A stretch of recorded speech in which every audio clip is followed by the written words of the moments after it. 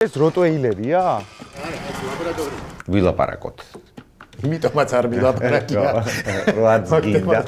არ არის ალაპარაკო. გახსოვს მომენტი, როცა შენ ხუმრობაზე პირველად გაიცინეს? კი, ზუსტად მახსოვს ეგ მომენტი. ამ იმაში ხა სამი გადაცემა იწერება. მესამე დაიწყება და მეოთხეზე ვფიქრობთ, რომ ავსკოჩოთ.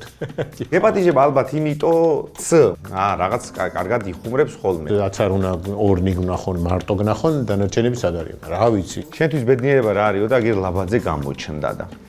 ბედზე ხარ. აღამ დავაკვირია. შენ ჩაგტეხეს მე მგონი. არა გცხრილი. ესეთი პატარა ჩორტები ჩამოვდების. რამე ზელია აფეთო.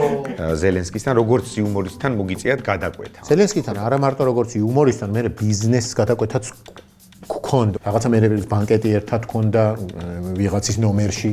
ესეც იყო და დავახლოვდით ესე რა. ჩავედით ველაპარაკეთ, მაგრამ მოეწონათ თქვენს რო ეს რაღაცა თვითონ სინოფსისი. ზელენსკიც. კი, ზელენსკი იყო. გოგოებიც იყვნენ? კი, აბა. ეგ ხო იცი ერთ-ერთი мотиваტორია მაგ დროს, რომ კარგი რაღაც მოიფიქრო. ვილაპარაკოთ იუმორზე მაშინ, როცა საზოგადოებას არ ეცინება. ვცდილობ რომ არ შეეხო ამ თემას საერთოდ. გასაგებია რომ რაღაცებზე ვერ იხუმრებდი. იმიტომ რომ პირდაპირ მნიშვნელობით თავით აგებდი ამაზე პასუხს.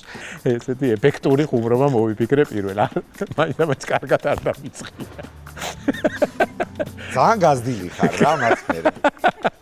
გამოდიოდა მიშა ანდღულაძე და იძახდა ხუმრობას. და არავის არ გაეცინა დარბაზში. მან ხო ზურგით უნდა გახვიდე და რო ტრიალდები, აი ამ კეფით გზნობ იმ სიჩუმეს. მოდი ესე გავაგრძელოთ. ჩანს რამე? ესე. გაიხედეთ გარეთ არის ჯუქი? აი, გარეთ გავიდეთ, სადაც არის დავახსოვს. ყველაზე უხერხული მომენტი, რომელშიც აღმოჩენილი ხარ ლიფტში ყოფნისას. ამ კითხვაზე ვერ გიპასუხებ. მე გავედი. მონაწილეობს, ხო? სხვა კლევა.